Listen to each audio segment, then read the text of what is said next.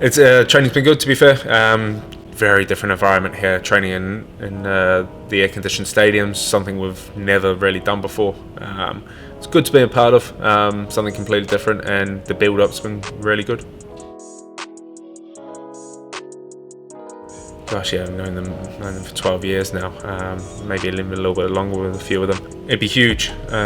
Gosh, I remember playing in the 2007 Under-17 World Cup with Costa and things like that. So I grew up playing with Marco and stuff like that. So to be able to experience that as friends, brothers, united teams, it'll be absolutely fantastic if we can grace the World Cup again. So it's a big incentive. It's just nice to hopefully be able to do it for our brothers in the nation. Look, yeah, I try and show as much as I can on the pitch, how I work, how I apply myself to training games and things like that, and what kind of standards I set for myself and my teammates around me. That only comes from my environment back in England. I do have high standards and want everybody to achieve their goal, and especially when I look at some of these younger lads and see how much potential they have, I don't want them to waste it, and I don't want them to throw away a potentially fantastic career just for a good career. And I think a lot of these boys have some very high hopes where they could go to. But it's about them now applying it themselves and putting in the hard work and proving it on the world stage, and that starts with Costa Rica and hopefully the World Cup past that, and that's when they can show and broadcast their talents.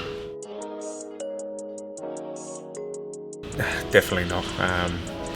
I remember just making a professional debut was a goal.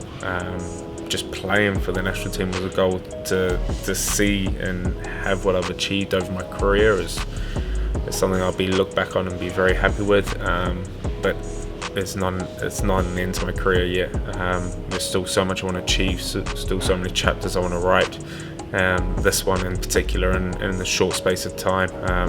I want there to be another World Cup chapter in my book and things like that. And it'd be huge to be a part of another one.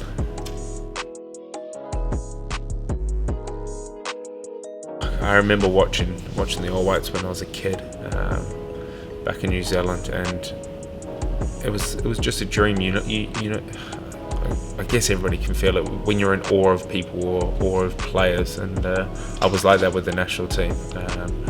Grew up in the days when I was young, and watched him.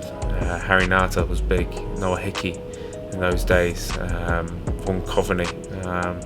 Those are the men around in the national team set up when I was growing up and watching them, and it was like, gosh, I just want to be a part of that one day, let alone sit here 15 years later, playing my 68th cap and things like that. It's fantastic to know that I've been able to be a part of a great journey and great brotherhood throughout the years, passing down the mantle of the shirt along to everybody in their careers. So it's fantastic to be a part of, and I can't wait for more to come in the next 6 years with the national team, and what potentially could be.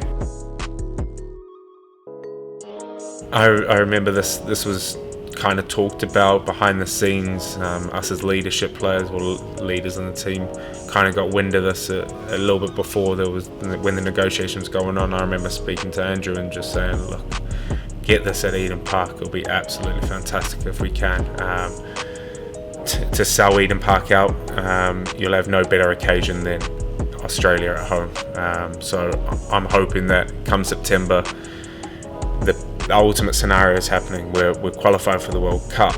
We've sold out Eden Park and we're walking out to 54,000 screaming Kiwi fans. It would just be a dream come true. I've seen how big it is at Westpac in Wellington when we played there, how big it is. To nearly double that, it'd be absolutely fantastic.